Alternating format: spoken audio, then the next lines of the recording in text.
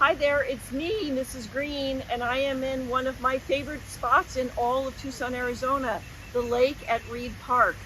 And I have been coming here for over 50 years by myself, with my children, with my grandchildren, with my husband, and I love it. It's magical, it's free, it's water, it's green, it's of course Mrs. Green loves it.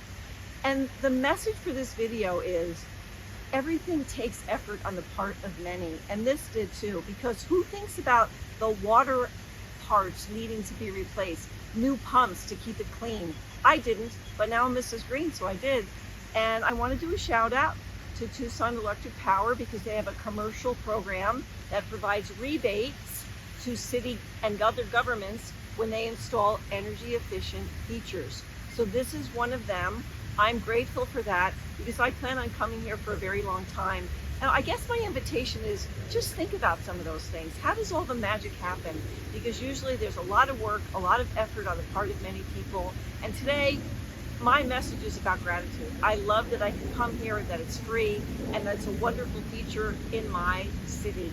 Thanks for being a part of my world.